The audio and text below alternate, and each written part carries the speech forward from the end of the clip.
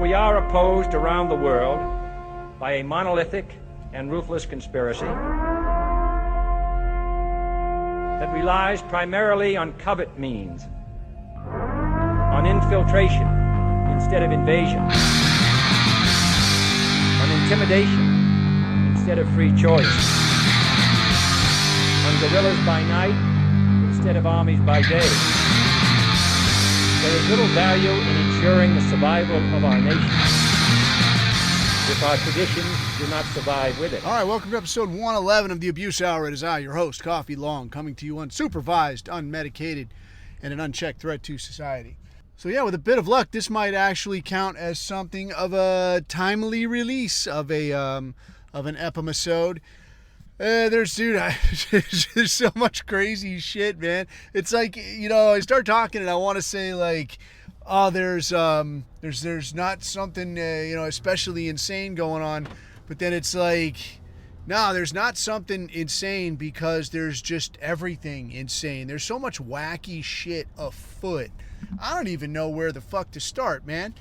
So I guess off the top of my head, like obviously the big to-do most recently has been this tariff situation, which is nice and gay, dude. That's the only way I could say it. It's nice and gay, and I don't think that it's going to ultimately mean shit. It's a lot of to-do about not really much of anything. The other to-do, I guess, is like genocide continues, man. And there's beating the absolute shit out of Gaza. There is beating the shit out of Yemen some more. There's what appears to have been kind of stepping back, like Iran appears, and this is appears to, man, like there's so many kind of heard maybe coming from their people, rumors indicate type shit, that it's like it's hard to tell, who's doing who anymore. But it appears that Iran kind of flinched in terms of like, okay, we'll stop backing the Houthis. So whether that actually got said or not, whether that is something that they will actually do, or whether that is something they're saying and like, yeah, we're gonna keep doing whatever we're doing because fuck you guys. It's anyone's fucking guess. It's hard to believe. It's very hard to believe, I guess, Iran or anybody would look this far ahead and take all of these steps and then suddenly say, okay, no, I'll walk it back. I'll stop. I have a hard time with that. And I guess the more I think about it, it seems more likely that looking at the way the U.S. has dealt with Yemen and with these Houthis, and again, tip of the hat to these guys, man. I mean, honestly, whichever side of anything you happen to be on, you have to tip your hat to somebody that puts on their big balls and is like, I will fucking get it on, whatever the odds are.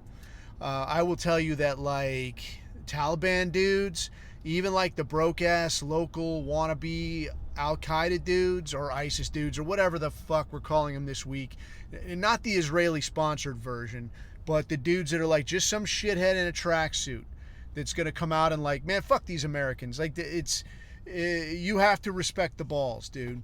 So this Houthi situation, you have to respect the balls, man. These are cats with like, nothing to work with. I guess they got their hands on some quality missiles and such, and that's good. But they don't have what you'd call air power. They don't have a whole refined pipeline of we're cooking soldiers, a 20-year batch at a shot. It's not happening, man. These are just some dudes that were like, yeah, I think I'm going to get it on. And on they have gotten it. But if I had to guess, though, I am inclined to think that maybe Iran looked at it and said, all right, you know what, we'll stop backing them. But perhaps not as a step back, as in like, okay, you win. But as like, we were letting them do the proxy work. They're just taking a fucking beating. It's not honorable. We'll step in. We'll fight our own fucking fight. Maybe that happened. Maybe it didn't happen. Maybe they did push out. Maybe nothing has actually changed at all. But it is a possibility. And if I'm being completely honest, I think you have to look at this fucking thing. If you're, say, the U.S., you have to fucking look at this thing and say, is this a possibility? I have to consider it. What if, right? What if this is what's happening? and they're like, you know what? You're right. We won't arm the Houthis anymore. We won't support them. We won't do anything with them. We'll do it ourselves. You should think of that. You know, however you want to fucking, you know, from whatever perspective, it's a very real possibility. So for my money, it is something to think about. But I guess most recently, this situation with Yemen was, and I don't know if it was Trump himself that tweeted it, or if it was one of his underlings or whatever. But it looked like somebody tweeted out or put out that we bombed a group of Houthis gathered to receive military direction, you know, for their next attack. And it was like, oops, you won't be bombing us anymore. And first I got to say, like, us, what us? Are you bombing the U.S.? They're not bombing the fucking U.S. They said specifically they're going after Israeli interests, Israeli shipping interests. And that's why it got everybody's fucking attention.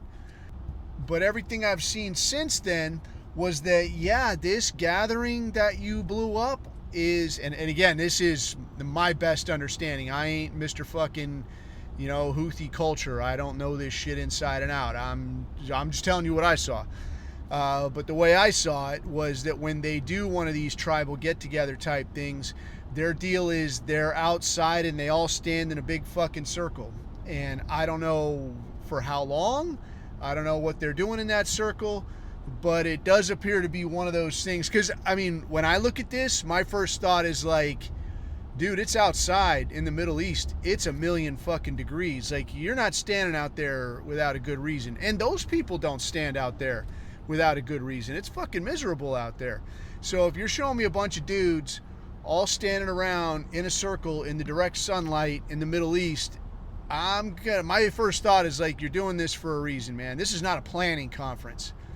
Because any of the sit downs type shit that I ever went to, it was always inside, and it's always, I'll tell you, dude, it's such a trip, man. Because I saw this in I don't know, a little bit in Afghanistan, because it's more fucking primitive. I mean, it's no shit primitive, but you definitely see it in Iraq, and saw it like in Kuwait and Saudi and all this shit. When these cats get together, man, a lot of times if they want to do it like old school, and they have a thing about this old school way of doing shit, you know, one generation off the camel. They get in one of these big long fucking rooms, and they've got these little cushions that line the walls. So a lot of times it won't be like table and chairs or this kind of shit. It's cushions lining the walls, and you go sit in there, and sometimes you smoke hookah, you drink tea, and they fucking yuck it up, and they talk it up, and they figure out whatever the fuck, and they do the little Haji hand waving thing. You know, because you can't do this fucking thing, guy. You know, otherwise you always do this one. I cannot have this one. And they do this thing, and they fucking yell at each other, and eventually they arrive at some kind of a fucking conclusion, and down the road they go. So to me, man, standing outside in the direct sun, like, I don't know, you know, the thing I saw was like, yeah, dude, this is a traditional method of gathering and greeting before you start some kind of a meeting. So this was probably some kind of intertribal thing. You just blew up some fucking guys doing whatever the fuck. Nice job, dipshit. I don't know, dude. I don't know if there was any level, because I know, like, the times that I saw drone strike type shit, they had this thing, without giving away too much fucking baseball. There was where I was in Afghanistan, they had a thing at a lot of the higher end sites called Kill TV. That's what, not informally, that's what cats called it, but it was called Kill TV, and it was basically the drone feed.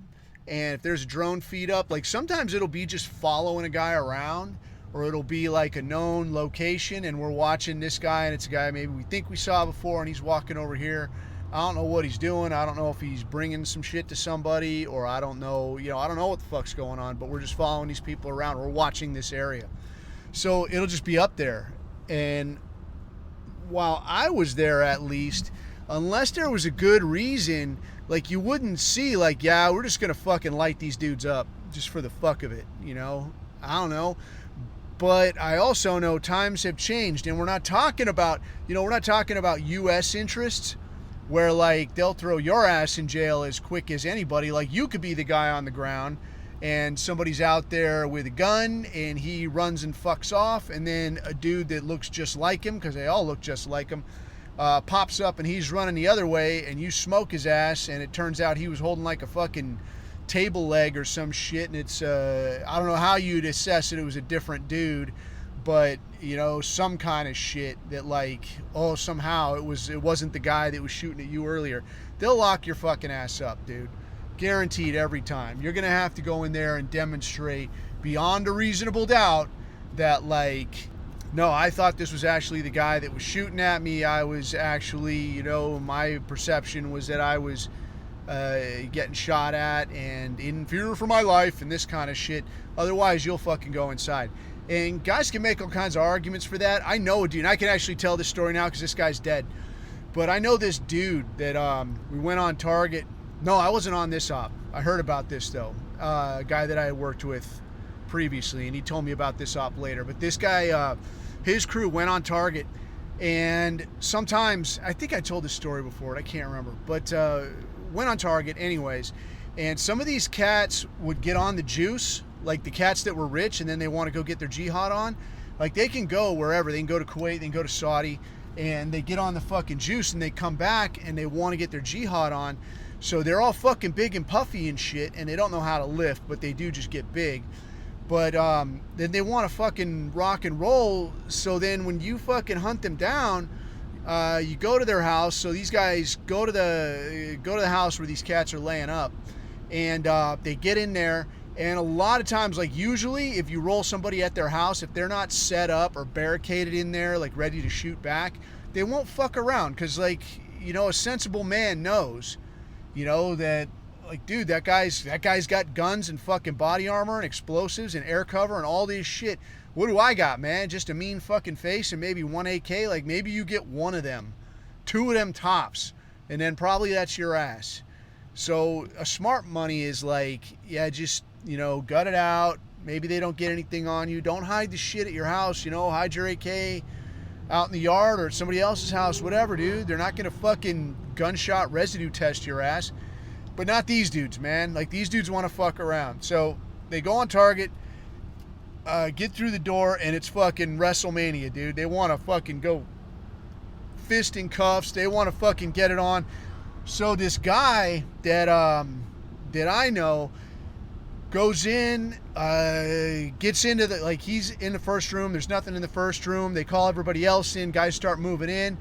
He breaks off with another couple dudes. They start entering into this small little kitchenette type area, and there's a guy in there, like one of these jacked up juiced motherfuckers. And there's only room for like one guy. And this guy's, he's not small, but he was like probably medium height, but built like a fucking tank, dude, like a thick fuck. So he gets in there, and now it's WrestleMania. This guy wants to go fist in cuffs. So, like, you can't get your rifle up to shoot the guy. You can't really get a hand away because the guy's trying to punch your head off of your fucking neck. So he's rolling around with this dude, and even the other guy is trying to get in the room with him. He can't get in there because it's so fucking small. And both of these dudes, you know, like the guy I know is pretty big anyway. Plus he's got all that shit on. Plus the juiced up Haji is in there, and he's fucking doing his thing. So, like, there's not a way somebody can get in there and help. And it's like, what are you gonna fucking do? So this dude that I know now reaches up on top of the counter and grabs a fucking toaster and just gongs this fucking guy to death with a fucking toaster. No shit, got a toaster kill. And like, this guy was known to tell some wacky fucking stories, and like a few times you'd hear him say shit and you're like, I don't know about this one. But then sometimes you'd hear some shit and you're like, this motherfucker, like, why don't cool things like this happen to me? So you know, according to other dudes that were on this op, like, this guy got a fucking toaster kill, like gonged this fucking guy to death with a fucking toaster. So he ends up going to fucking trial for murder, dude, for killing a guy on Target that, like, well, you could have done, you know, you could have subdued him with less force. And it's like, motherfucker, you were not there, dude. Like, you don't know how these motherfuckers get. You don't know what's going on at 3 in the fucking morning. This guy makes the fucking decision at 3 in the morning that he's gonna fucking slug it out. Like, what do you think this guy expected? Like, this guy wasn't expecting to walk out of this fucking house. He knew how it was gonna go. And I don't think he would have fucking stopped. Like, unless you can no shit leverage this motherfucker into a pretzel roll and like, yeah, you're not going anywhere now. This guy was going to fucking slug it out until he went away. So eventually, the guy got off, but it was like, you still got to go to fucking trial. You still got to stand in front of the man and try to explain, like, no, dude, it's not more murder, man. Like, you sent me to do this shit. This was a fucking situation. And here you fucking are.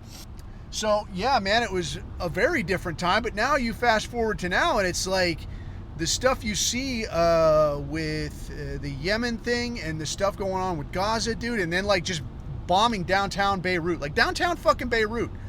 I mean, I guess I could say I'm old enough to say I remember when there was a time that, like, you couldn't just bomb the capital of some other country.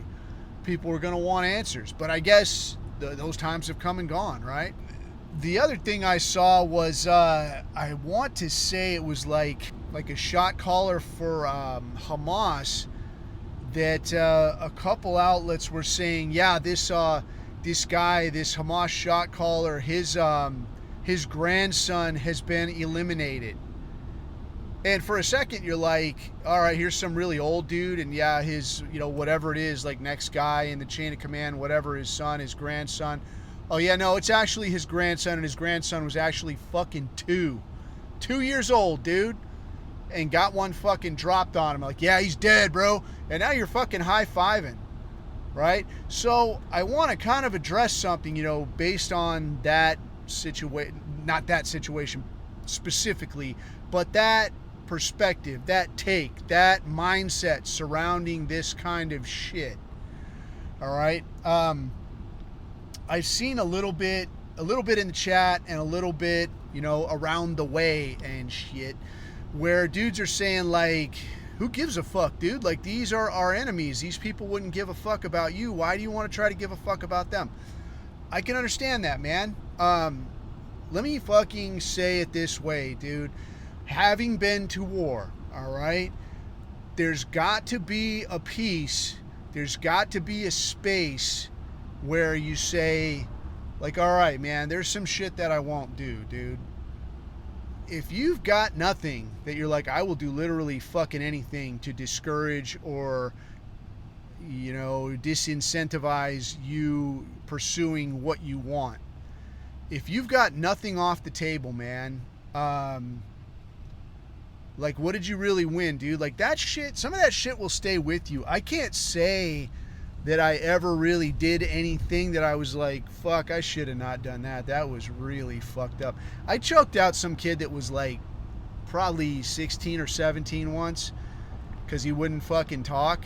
And like, whether he knew something or not, I don't give a shit. It was like the kid was giving me the resistance techniques. They have these little games they'll fucking play. So I'm like, all right, I could see that, you've been trained up to some degree on how to drag this shit out and fuck me around and not help out. So like, for instance, like you got some guy cuffed up that you rolled up on target and you go up and you're like, all right, you get up, come on, we're gonna go talk. And the guy fucks around like he's got a bum leg or some kind of shit, and then he'll fall like on you, and now you gotta hold him up. Or they'll act like they're passing out and they can't breathe. Oh, sound familiar, right? So you get them in here and you're like, what's your name? What's going on around here? And you got them just kind of pressed up against the wall so they can't run off. And they'll start with this shit like, and then they'll act like they're going unconscious again, and then they'll fall on you. And then they'll fuck around, give you little cute names or some shit, or they'll try to whisper to their friends or some shit. And it's like, all right, man, I could see, after a while you start recognizing the hoof prints. It's like the fucking tap dancing. I ain't even did nothing. What y'all trying to do this to me for? Why y'all do? Oh, y'all always doing this shit, man. Y'all always doing this shit. Like, yeah, I recognize the tap dance. Knock that shit off. So this guy fucking tried me, and I'm like, all right, here, how about this, dude? You want to talk to your friends? Let's get your friends, get their little hoods off. Hey, look at this, fellas. Lights out. All right, now let's start again with the little Q&A. Like, fuck around time has ended. Yeah, if the guy totally knew something or didn't, or just wanted to fuck around, I don't know. Could I say I feel a little bit bad about that? I don't know. You get what you get, I guess. He ain't dead. He ain't crippled. He's not fucked up. But the kind of thing I guess I'm getting at is that when you legit do some fucked up shit, man, you start turning the world upside down, that's the kind of shit that could come back on you, man. Like, the world is not that big of a place. You know, when you go to some of these far off places, it is a long, long, long ways away, but it's surprising how small it actually is, man. When I guess you'd say running in certain circles, like the world's a huge fucking place, you know, like between me and a dirt farmer, you know, a dirt farmer in this country or a dirt farmer in Iraq, it's almost the same fucking distance. Like our paths are never going to cross. I'm never going to run into some fucking dirt farmer from fucking Kansas somewhere. And if I ever did, I have just about as much chance of running into some dirt farmer that made his way from deepest, darkest Jazeera, Iraq, you know?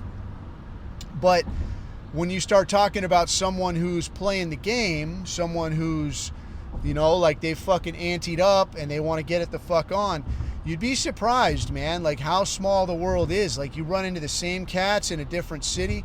I actually did run into somebody from an agency that shall remain nameless in a Middle Eastern country, and then again later in an Asian country. And I'm like, oh, hey. And then I got this stupid fucking lecture about like, hey, you know, we try to keep a really low profile, so we'd really appreciate it. And I'm like, why don't you just go fuck yourself? Quit being a fucking cock smoke and just go to fucking work and suck up tax dollars. Quit breaking my nuts. Anyway, I will say that there was, I guess in terms of guys making themselves feel better, you know, because in a way it's not your fucking fault. I didn't make the decision to go to any of those places. You know, somebody voted on it, and the person that people voted for sent me and a bunch of other motherfuckers. So some of these situations that a dude could find himself in, it's like, I didn't make this shit happen. I didn't wake up in the morning looking for this shit. So in the event where somebody's got to smoke like a fucking 10-year-old that's out in the street with a rocket or an AK or some shit, I think there's a couple things to consider. One, guys would talk about baby rats don't grow up to be bunnies, and I will concur with this 1,000%. Baby rats do not grow up to be bunnies. The idea that why do you give a fuck about him? Like his dad didn't give a fuck about him. You know, just like a lot of these cats are like, oh, look at this poor kid that drowned trying to swim into the U.S. Like, dude, that kid's parents put him in a position like that. What kind of fucking parents are these? Like, they'll do that to their own kid? What the fuck will they do to your kid? What will they do to you to get what they want if they're willing to do that to their own kid? You know, just for a shot at that fucking free health care or a free apartment or whatever the fuck, right?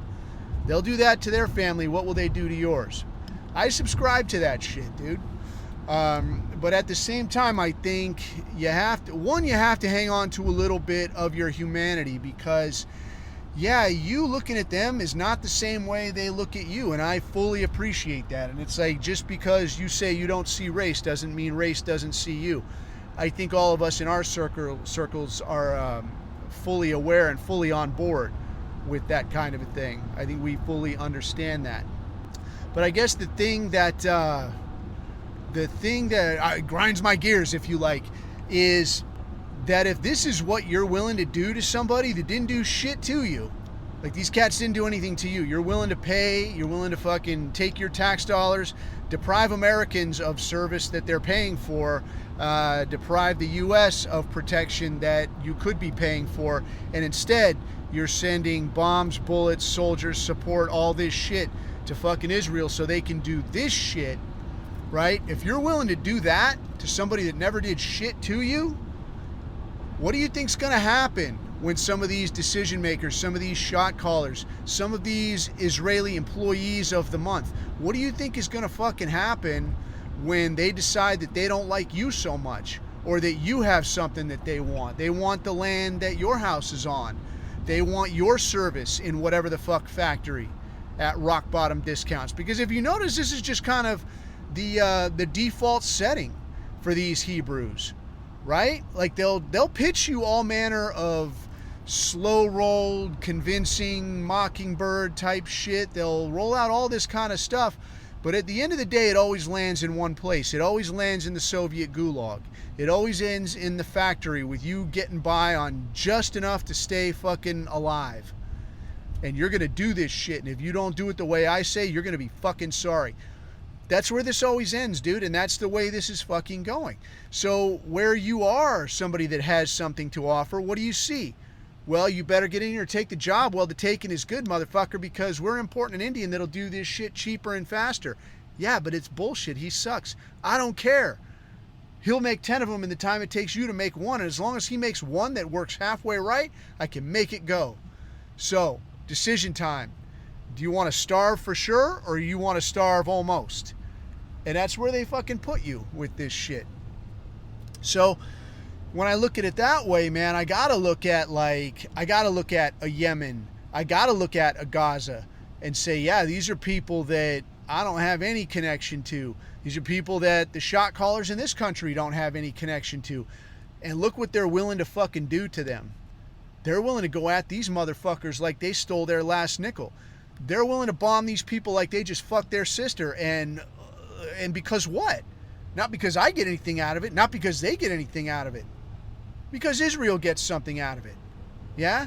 You get to fucking pay for the privilege to bomb the shit out of these people so Israel can have more real estate, so they can get a little beachfront property going. So for my money, man, I don't got to stand up and wave a Palestinian flag, but if there's a chance to trip up these Israelis, if there's a chance to call them out and to name them and go, hey man, you see a fucking pattern forming? If there's anything like that I could wheel out in front of a normie, I will fucking jump on it. I am all fucking over it. So whether it's Candace Owens, whether it's any number of black dudes, I don't care if there's black dudes, white dudes, candy stripe dudes, Candace fucking Owens, Big Lip Barbie, I don't give a fuck. If they're saying, hey, Israel, these people are a real fucking problem, I'm just going to pipe down a little and let it fucking roll. I'm not going to interrupt and be like, this person doesn't fucking represent me. I don't give a shit what you say. I don't need you for my fucking mouthpiece. No, dude, I don't want to distract from the message. Go ahead, talk it up, man. If you got something interesting, then cool. If it's bullshit and it's a distraction, then yeah, I'm going to be like, well, you shut the fuck up for a while. Let's get down to brass tacks here. Let's wheel out what's actually happening. But otherwise, dude, I'm going to let it fucking go because I think we're getting to a point now where I think you could actually see a candidate step out there and people say, what do you bring to the table? I'm going to end support for Israel. Yay, people go nuts. Holy shit, how great would that be? Because I think the other half of that is when you look at the tiny hats in this country, the fucking, the most recent cope has been like, well, not all of them support Israel. There's some people that don't really like that. Yeah, maybe there are. Maybe there's people that aren't flag waving the little blue and white. But I'll tell you what, just like being, say, some beat cop going into a ghetto neighborhood, these cats are going to look the other way and say they didn't see nothing. They're going to stand there and be like, I don't know, it's hard to say. They're not going to say shit, dude.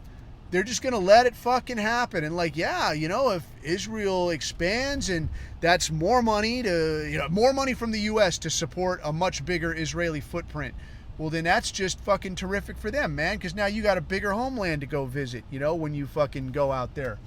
So I don't give any fucking slack to those people. I think it's fucking bullshit. I did see an article, and I can't remember what it was in, maybe Zero Hedge or something, that there are a lot of people leaving Israel, and people are talking about, wow, like where you'd think that people would be, coming into Israel, because with, wanting to support the motherland and this kind of shit, and no, but apparently people are leaving Israel, and where are they going? Where do you fucking think they're going? They're going to the U.S. for one, but I will bet my last wooden nickel that as shit continues to flow, that they're going to start moving into Ukraine in no time. I will just bet you that is where they land. Because, in a lot of ways, like the easy answer is, yeah, this is kind of where they're originally from. And I wouldn't be surprised to see them embrace that little taste as well. That like, oh yeah, this is where we're kind of originally from, guys. So it only makes sense. It's only reasonable. But it wouldn't shock me a bit if that's the way that it went. So, I don't know. We'll have to see how that goes, I guess.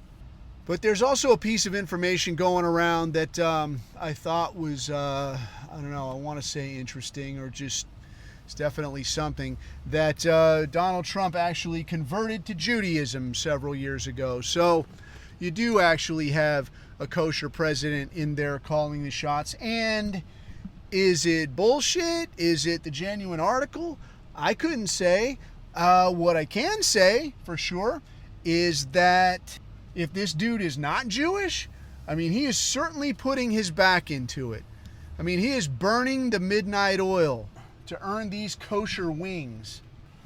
And that, of course, brings us right back around to the tariff question, the latest, greatest in the bullshit song and dance that's been going on with this clown act. So apparently, you know, what was it, April 2nd, I think, he was saying it like, oh, it's Liberation Day, it's going to be Liberation Day, a freer, greater, stronger America, you're going to love it, it's going to be amazing. I will believe it when I fucking see it, dude. So apparently this clown ass decided to put out tariffs on, a handful of countries. What he's calling reciprocal tariffs, which it's not actually reciprocal, because if it was reciprocal, it would be, I'm going to do to you exactly what you're doing to me.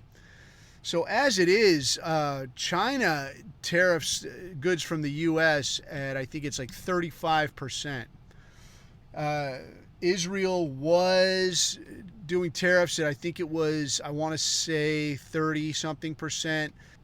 And then there was some up in the air as to how they were going to manage Canada and Mexico. And again, with like the threats and this shit and that shit. So to kind of look at two ends of it, like the strictly capitalist version of what's going on here is that he's putting out these tariffs that's going to force businesses, it's just going to make it cheaper to do things in the U.S. The reason people don't do things in the U.S., though, is because there are 1,001 fucking fees and regulations and little fucking nickel and dime death by 1,000 fucking pinpricks. Like, you've got to get an OSHA survey to make sure the spotted owl doesn't like to nest in the one tree 100 miles away that, you know, the fucking non-toxic exhaust from your one-man operation might put into the air that will piss off this owl. So you got to pay for that shit too. You're going to have to pay for Tyrone's retirement. You're going to have to pay for all this shit. And as someone that works for themselves, yeah, I can tell you it's fucking ridiculous, man. Like, basically, if you do work in a state, that state is banging you up talking about like, hey, where's my cut, bro? What am I looking at here? What am I getting? And it's not just like the taxes, you know, say you do $10,000 business in whatever, fucking Nevada. It's not like they're like, hey, we want our little taste, you know, of the 10 grand that you earned while you were here. It's not like that at all, dude. It's like, no, we need to see about, you know, workman's comp for while you were here. We need to see about, you know, insurances. We need to see about permits. We need to see about licenses. We need to see about all this shit. So it's like, dude, why the fuck would you do anything in the U.S. if you could possibly fucking avoid it? That's why nobody fucking does it here, right? I mean, if a guy's trying to make fucking money and you see everybody else is doing shit overseas, like, yeah, you can do the thing and like, buy American, bro, buy American. But honestly, you can only do that shit if your rent is already paid. Because if it's not, well, great, you could do that shit for like a month. And after a month, you could be like, now you're buying American with the money you get from some other job, because the job you did have doing whatever you thought your little business was going to be, that ain't happening anymore because you can't afford to fucking do it. It's not fucking happening. Right? Even me being a fucking crippled vet type shit, if I look for a fucking government contract, it's like, oh yeah, you get head of the line, you know, you're up there in the front, you know, with big dogs. Yeah, you're going to get fucking head of the line privilege right alongside women of color, right alongside, like, dude, if it's women or Africans, or in this case, in the U.S., like Indians, man, you're going to be right there with those fuckers. And since those are the guys a lot of times handing out the contracts, what do you think your chances are? Slim and fucking none. So when you look at like, how are we going to incentivize people to do work in the U.S. as opposed to somewhere else? Well, what does that do now, man? Now it turns it into basically the Soviet system where, no, you can't do shit somewhere else because it's like the Soviet situation was you're doing it fucking here. That's the fucking news. We've steered away from that now where we pretend that people have the choice that like, okay, you can do it somewhere else, but now we're going to make it so fucking expensive it's not possible. So you're going to have to do it here, but to do it at all here means you're going to have to cut so many corners, and your quality is going to be such shit, and you're going to have to hire such fucking nitwits, and they're all going to be on like their second or third shift, you know, because everybody's working 3 or 4 fucking jobs. So now what kind of product are you turning out? Dog shit. Just like Soviet times. But do you want to almost starve or do you want to actually starve? So here we fucking are again, right? So how does this fucking tariff thing fucking play out, dude? I think badly. I saw the take that yeah, like the stock market shat the bed and however many gazillions of dollars evaporated. Okay, whatever. But I also know that like it's only rich tiny hats that own the majority, the vast majority of those stocks anyway. So if you're looking at me to give a shit about that, you're looking at the wrong fucking guy. However, I also know, and this was an easy way that I heard it put, that, you know, when you try to crank up the regulations or the requirements or the taxes, and you say, we're going to tax the 1%, bro, like I'm going to make you pay your fair share, bro. Well, what happens then, dude? All that guy does is he takes one or few less ski trips to Switzerland. Maybe he sells one of his many yachts, the one that he doesn't really use that much anyway. He doesn't give his workers a raise, and maybe he increases the price of his product by something a little under 10% so that you probably don't even notice. There, that cost that I had to pay, now that's covered. But what doesn't happen is the economy doesn't get to fucking grow. You don't get a raise. People coming up and coming into the job market, they don't get a fucking job now because this guy's not hiring any more fucking guys. No, because I had to pay more taxes and, you know, I had to pay for these extra fucking fees. So, that's not going to happen this year. But at the same time, we're also trucking in half of Guatemala and a whole lot of Somalia and all of this shit. So your odds of getting a job go down. Like that's 2 ways you're getting hit there. 1, because this guy's not hiring, and 2, anybody that is hiring, they're going to look at hiring Somalians because they can do it for nickels. Makes sense? So when you start looking at this business of like, yeah, well, fuck these rich guys because they're the only ones taking a hit. Yeah, they are taking a hit, and yeah, fuck them, and fuck these tiny hats and their fucking stock options, but it's also fuck you because they're going to pass that savings along to you, man. In the end, you'll be the one that gets it up the ass. So how does it play out ultimately? I think ultimately, if it gets bad enough, it'll be taxpayer bailout time. So there's more of your money that you're never going to fucking see again. And if it gets kicked far enough down the road, it'll just be like, oh yeah, well, it takes time for it to take effect. And yeah, it's getting there. It's actually improving when it's actually not. And if it goes on long enough, then whoever is in charge can just say the other party is hamstringing them and roadblocking them and playing politics and da-da-da-da-da. So in this case, it'll be the Trump saying, oh, the Democrats are blocking us at every turn and they're not allowing a lot of these things that would ease these difficulties on taxpayers, and that's their fault. Dude, at the end of the day, man, I just had this conversation where, like, I had this conversation because today I'm recording this on the 5th, and it's supposed to be today, like, oh, go and protest all the crazy shit going on. And I'm like, dude, you're protesting what? You're protesting what are you protesting? Trump and Elon, these guys are assholes. And I said, you know what, dude? If these two got hit by lightning tomorrow, nothing would fucking change. If you look at the history of the U.S. since like 1913, when the Federal Reserve came online, if you look at the history of how things have gone for Joe Lunchbox American, forget looking at who's in charge. Just look at how it has gone. Look at your quality of life. Look at how hard you got to bust your ass for $1. Look what you can get with that fucking dollar. Look how flimsy that dollar becomes as time goes by.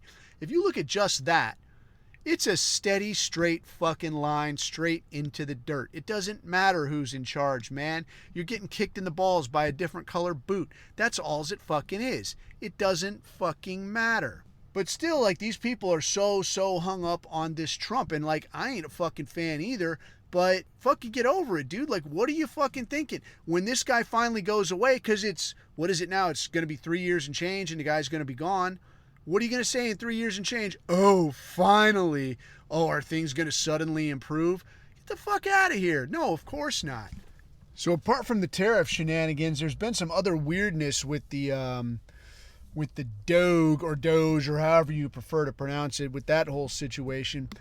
Dude, this was I don't know. I want to say it's silly, but then it's also a little bit funny. But just being funny, it makes me kind of scratch my head a little bit. So let me tell you what happened. So I happened to be talking to someone who knew somebody who got laid off, a medical professional who got laid off from a government position through this, whatever this Doe fucking axe your job situation, like your job's going away. So what was kooky was like this dude that's is a doctor, had been in a spot where like, hey, guess what? There's going to be people losing their jobs, and you're going to be the guy that gets to break it to them. And you got to tell them that you ain't going to have this government job no more. That sucks for you, but it is what it is. Enjoy. So this guy's doing this shit, and I guess running on for a while about how much it sucked. But then it comes down the pipe that like, hey, guess what? Is everybody fired? And like, yeah, everybody's fired. Okay, well, yeah, everybody's fired except one person, and that's you. So guess what? You're gone too. And like, what the fuck? Yeah, you're going to be gone by June.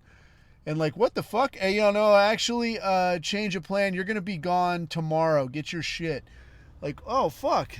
So apparently this guy's still getting paid till June, but, your job just evaporated. And what I thought was kooky was I'm asking for details, and I'm like, well, I mean, when you say a doctor, like, what kind of fucking doctor? Like, I don't know, a foot doctor at a clinic for people with no feet or some kind of crazy shit. I don't know. But no, like a legit fucking doctor from a legit fucking facility, and is like, yeah, your shit's gone.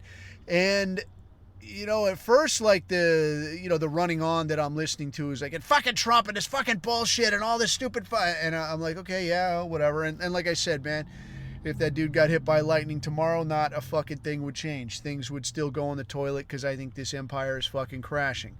But that said, my first inclination was to laugh about this, quite honestly, because, hey, wait just a fucking minute. I mean, it was not so long ago that people were getting fucking fired. Again, medical professionals were getting fired because they did not have a dose of this vaccine that some asshole came up with, over the course of a month or two.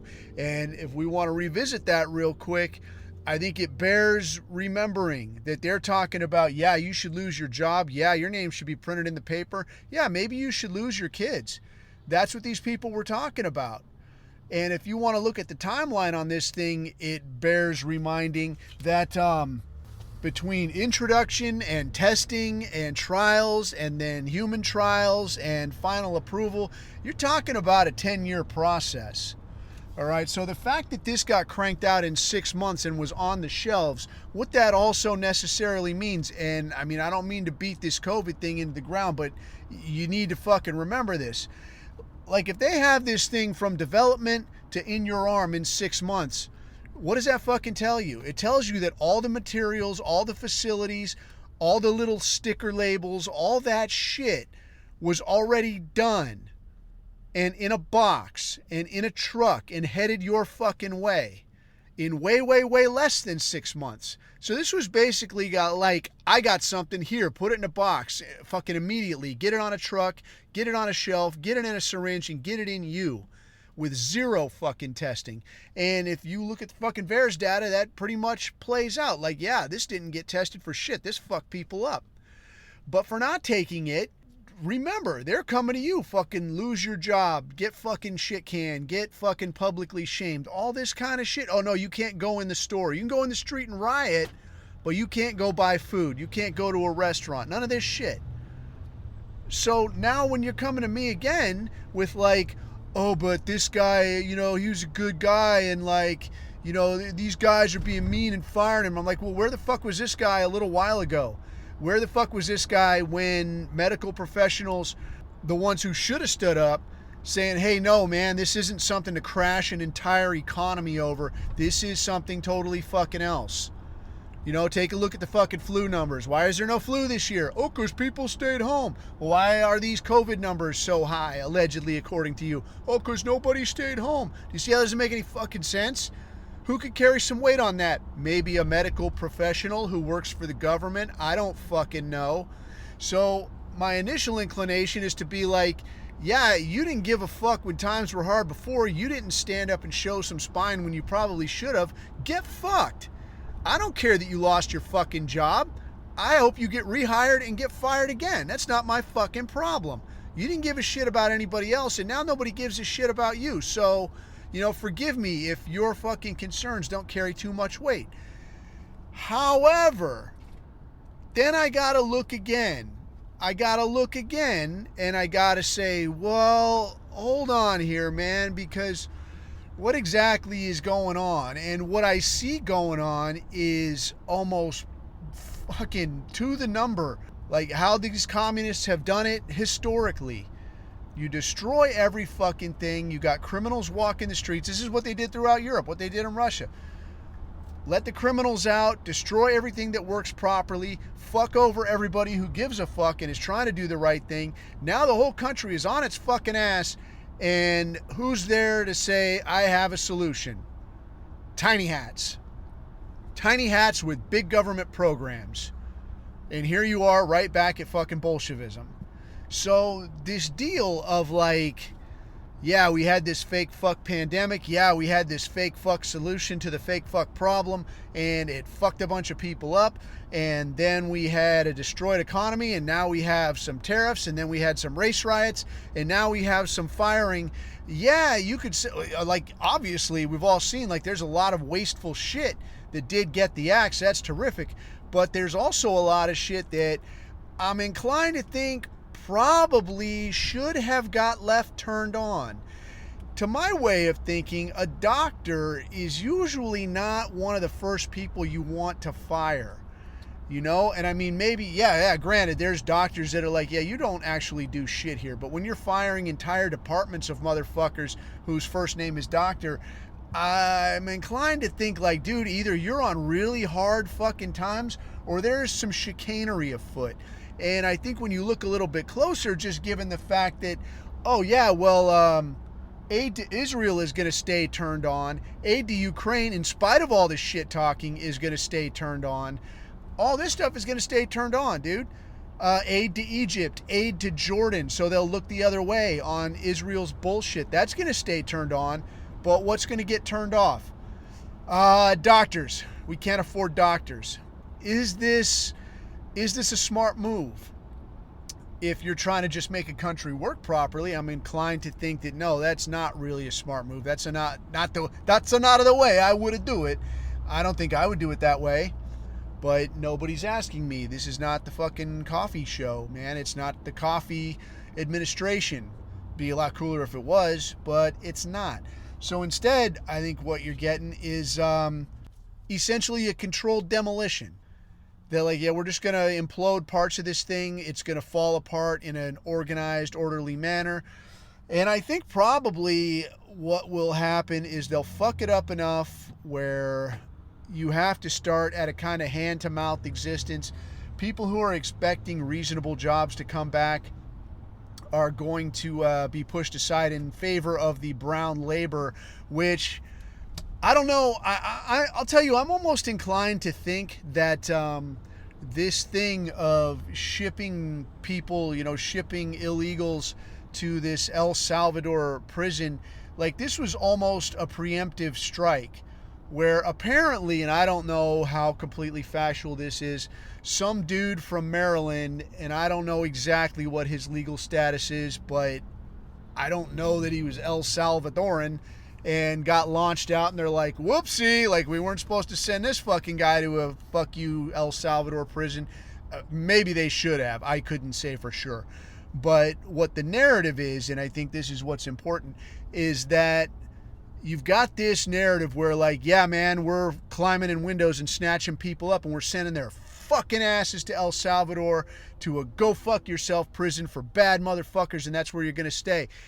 And if they can demonstrate that, like, whoops, that was a bit of an overreaction, then we could be in a spot where they got to go, you know what, let's just freeze the whole thing and let's have cooler heads prevail. Let's get a program that functions the way it ought to. We got to figure some things out before we resume this. I'm all for sending whoever the fuck you want to fucking El Salvadorian prison if they're, at least one shade darker than me, okay, call it two, just because I know one or two Italians. Launch them out. If you're gonna be dark about it, get your shit, get your sombreros. We're gonna send you to El Salvador. But what I think will happen is it's gonna be this cooler heads need to prevail thing. Okay, we had a little bit of a knee jerk, and now let's open the border back up, and now people are gonna be reluctant to be like, oh yeah, fucking round them all up because look what happened last time. So now we paved the way for the fucking immigration machine starts up again. The economy is going to shit because that's assuming the tariff thing doesn't work the way it's being advertised as it will. And hey man, I hope it does. It'd be a lot cooler if it did. I hope I'm totally fucking wrong.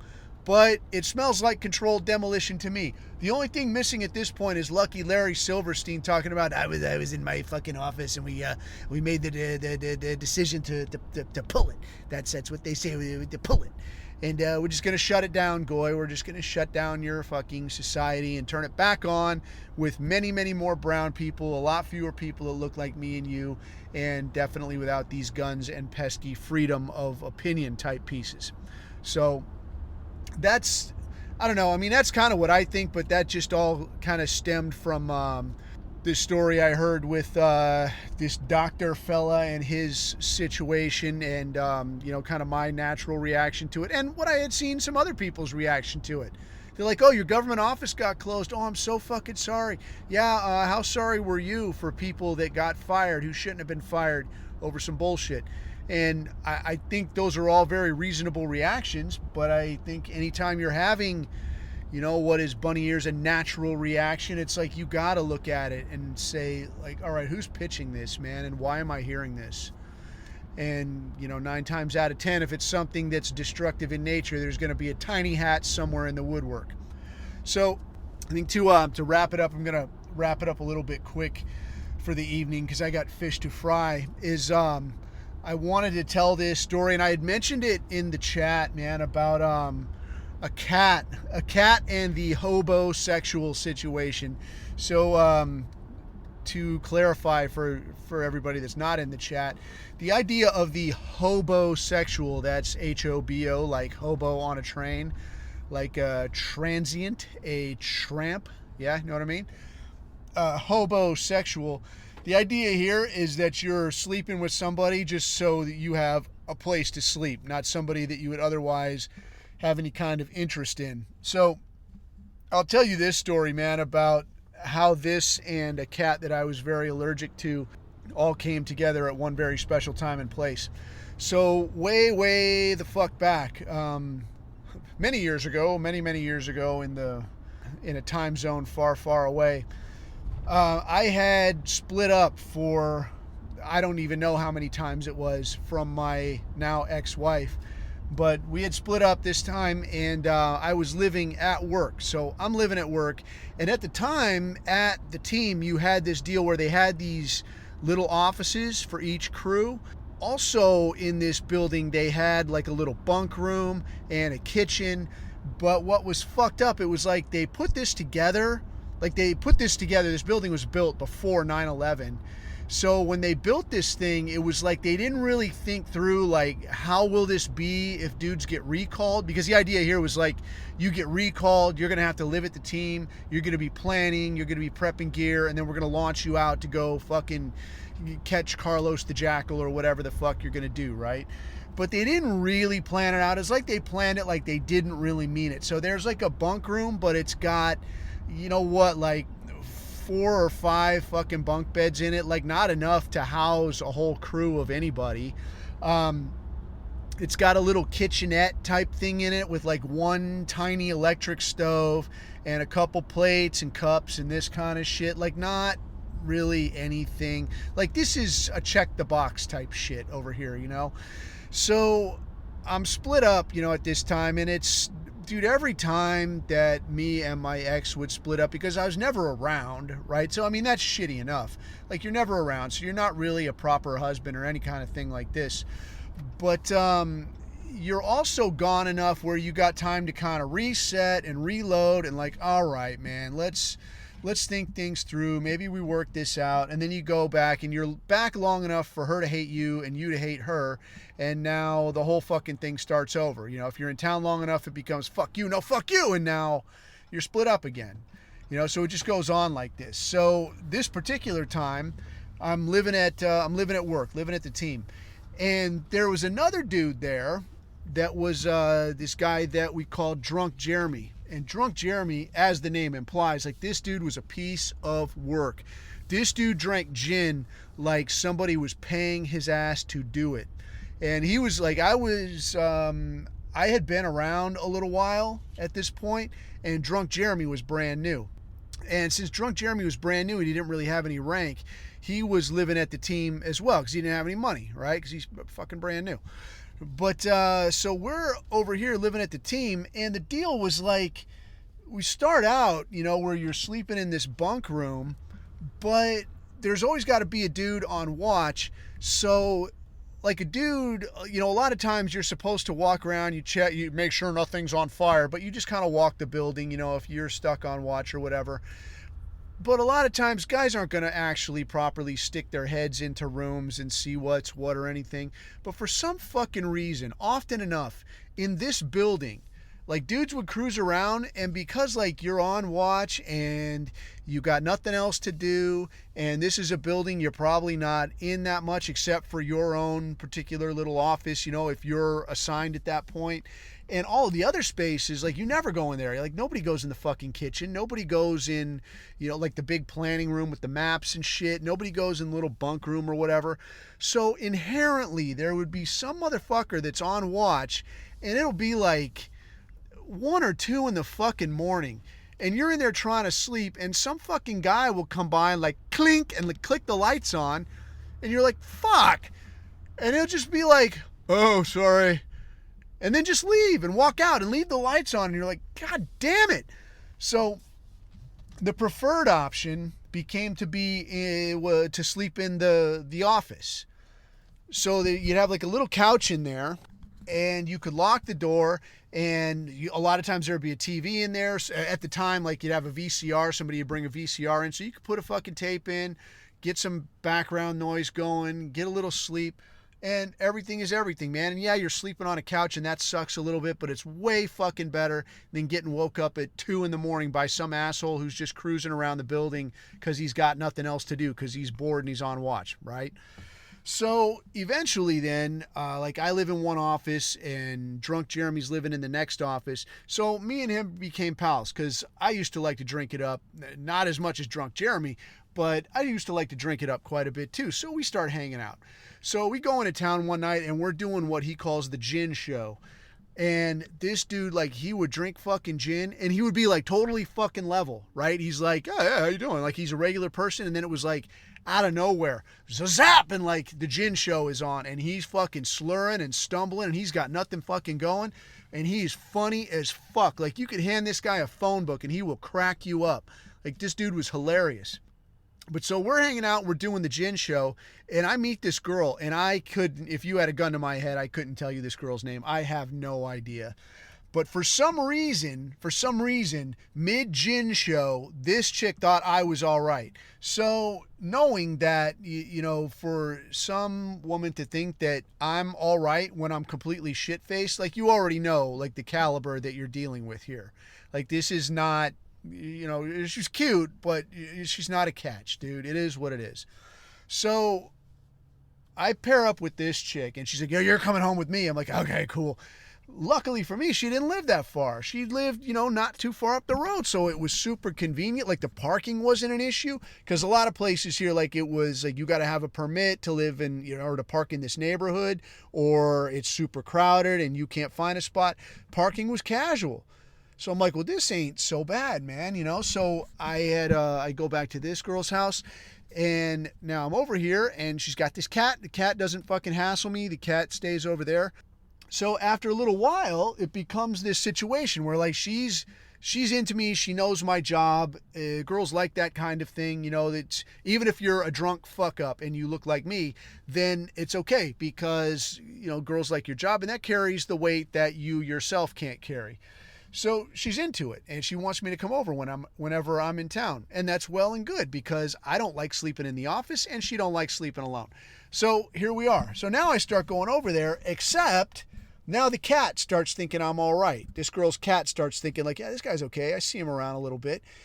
And now it degenerates to a point where like I'm over here and I'm trying to go to sleep, and now this cat, like I'll wake up and the cat's on my chest, like, oh yeah, like doing that thing that cats do, like, oh yeah, this is all right, man, this is my spot.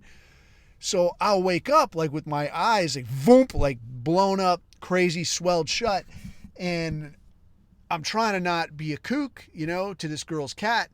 But I can only do so much, man. So finally, I'll wake up and like, I'm swelled up and hating life, and she's asleep. So I'll be like, bang, and like knock this cat into the floor, like yoink, and the cat's like, meow. And she's like, oh my God, what happened? I'm like, I don't know. I think your cat or something, I don't know. But eventually it became too much even for me to bear. And deployment came up pretty quick. So, plus, you're traveling a lot. So like a lot of trips, here comes deployment. So it's like, yeah, so, I got to get out of here. And, so I'll miss you and your cat and everything. Oh, will you see me when you come back? Oh, yeah, I might be, somewhere else, relocating after this and changing my name. But, yeah, that's the idea. It's the anticlimactic story, but it is what it is, man. So yeah, though, hobosexual, it is a thing, and it does work, in a situation where you're on the street, as it were. But I guess from my experience and experiences that were like semi-similar, it does seem to come to a point eventually where like somebody wants more than the bargain entails. Like if to you this is a hobosexual thing, and to her this is like, yeah, we're gonna link up. Or if you're kind of, a yutz, and to her this is like, yeah, man, this is just, I'm gonna get this guy in here. Or you know what, actually, plenty of these stories, but I know one girl in particular that did this in reverse. It like came all the way from New Hampshire. Like we were at a driving course in New Hampshire, and I talked to this girl, like a bunch of us were in a bar, and I'm talking to this girl, and she's like, well, what are you guys doing here? And everybody's telling lies, and like, oh, we're a fucking race car team, or oh, we're the fucking Red Bull skydive team, or I'm the guy that folds up the Goodyear blimp, or whatever the fuck, you're just lying your ass off. And she's saying, well, where are you guys from? And we're like, oh yeah, we're from out here. And she's like, oh, I'd always thought about moving out there. That sounds so cool. I'm like, yeah, you totally should. That would be cool. It's a great time, whatever. And she's like, well, give me your number if I'm ever out there. I'm like, yeah, sure, here you go. Or call me, in half an hour when I get back to the room. That's good too. But that didn't happen, much to my chagrin. But a few months later, this girl calls me and is like, hey, do you remember me from New Hampshire? I'm like, yeah, why the fuck are you calling me? I know you're not pregnant. If you are, it's got nothing to do with me, but I said, yeah, I remember you. What's up? And she's like, hey, I was thinking of moving out of New Hampshire, and like, I just don't know anybody out there. I'm like, well, you can't fucking move in with me, man. I live at work, lol. But I knew a dude that had actually just picked up a place. And this was back when guys were buying fucking houses, like right before the housing crash in '08. Dudes were buying houses like it was cool, like crazy houses. Dudes were buying 2 houses, and they'd pitch it to you like, yeah, you see, bro, what you do, is like you buy a house, but then you borrow against that house and you buy another house. And then like you could just rent it out, and bro, when we're on deployment, like somebody could rent that shit, bro. And you're like, you're not going to have to pay nothing. And I'm like, if this is this fucking simple, there'll be other people doing it other than you dumb motherfuckers. So I'm going to actually pass. And sure enough, like the housing crisis happened, and I knew a lot of dudes that just walked away from like 2 or 3 houses. And like, yeah, bro, but that would never happen again. I'm like, I don't give a fuck, man. In any case, I knew this guy that had just bought this house, and he's like, yeah, bro, because I'm going on deployment soon, and I need to see about, a roommate or somebody to be here. And I thought of this guy, and I'm like, dude, I was in New Hampshire, and I met this girl, and she says she wants to come out here and says she had some kind of job prospect. I don't know, but, she might be a cool roommate, or she might be a cool, like, person to live at your house while you're gone. I don't know. Plus, she's hot. I don't know. Maybe you break a piece off. Hard to say. He's like, all right, man, give her my number and I'll talk to her. So sure enough, this girl moves in, right? And the next time I see this, like, she called me and was like, oh, it's so cool, I get to come out, and I'm like, all right, great, I'm glad it worked out. Terrific, dude. So the next time I see this fucking guy, he's like, you motherfucker. I'm like, what the fuck? I'm like, what did I do to you? I haven't seen you in fucking months. What do you want from me? And he's like, dude, that fucking broad moved into my house and it just went to shit. I'm like, well, I don't know what to tell you. You can shit can her, right? Because, I mean, she is just renting there, or she's not, doesn't own the place, right? So, apparently what had happened was, like, this chick moved in and it became like a forced hobosexual type thing. Like, this guy, moves her in there expecting to get paid. She sets up shop and then is like, well, I don't have a job yet. And he's like, well, that sucks. I mean, you take a month, but you need to get straightened out. She don't get no job. Instead, she starts fucking him and decides that, like, well, no, now we're like boyfriend and girlfriend, right? And he's like, what? And she's like, yeah, I mean, we're like together now, right? And I mean, maybe you can rent this room out to somebody else or whatever. And he's like, well, that's not what I needed though. I need somebody. She's like, yeah, just keep looking and find somebody else to rent this room. And he's like, well, she's kind of hot. So he kind of goes with it for a while, but then he's going on training trips and what have you. And she starts fucking somebody else at his house. So he finds out about this shit and he's like, what the fuck? And she's like, what? I'm my own person and this is my space and you can't tell me what to do in my space. And he's like, wait, motherfucker, you're not giving me any money. You were banging me so that you wouldn't have to pay. And I thought you said that we were together. And she's like, well, I mean, we kind of are, but still kind of like, this is like my space, like I'm a tenant. You can't just treat me this way. So I don't know how long it took to get this woman out of his house, because I know it varies state to state. But I guess in his particular situation, like this tenant's right thing, even though, like, I guess she had signed some kind of lease but never gave the guy a dime, like, it was still there. Like, you just can't grab someone's shit and throw it into the street and kick them out into the cold. That will never do. So this chick worked this guy 10 ways to fucking Sunday. But I think the way it played out, though, is that she ended up getting knocked up by whoever this schnook was that she was banging. And she moved back to New Hampshire with this bastard child named, I shit you not, Breezen. Like, her and Breezen, who is her life, moved back to shithole New Hampshire. And hey, man, if you're in New Hampshire, I don't know, New Hampshire might be the shit. I was only there a little while and it was freezing fucking cold, and I don't know that I've ever been more unhappy in my life. But, I mean, I understand there are cool places to it. I wouldn't want to fucking live there. This chick apparently didn't want to live there, but ended up back there, her and Breezen, who is her life. And so far as I know, they're there to this day. But this broad actually had the fucking nuts to call me probably a year and change later and be like, hey, how you doing? I just wanted to see how you are. I'm like, I am fine, because by then I had gotten divorced and I was starting to reassemble my life and get where I was not neck deep in someone else's debt and all this kind of shit. So this chick calls me and is like, I just want to see how you are. I'm like, yeah, I'm not bad, got divorced, got a place, fucking work, all this. And she's like, well, like, if you ever need, like, a personal chef or whatever, like, me and Breezen could come out, like, anytime. I'm like, you stay the fuck where you are in New fucking Hampshire, and remember to dress warm, because I got a lot of things I need, but a hooker with a spare kid is not one of them. So there you go. So anyways, I think that's enough of half-witted story time for today. But as for me, I'm going to get cracking here, and if you dig any of this really cheese content, man, feel free to share it or leave it someplace where people can find it. If you want to hassle me or you want to talk it up, chop it up with some of the boys in the chat, you can check it out on the Telegram at t.me/the abuse hour or associated chat t.me/rant room. So other than that, man, I'm gonna get cracking, and maybe something weird will happen in the next week or so or few days, and we'll have that to talk about. But either way, man, keep your eyes on the horizon and keep your neck out of the noose. I have been Coffee. These are my takes.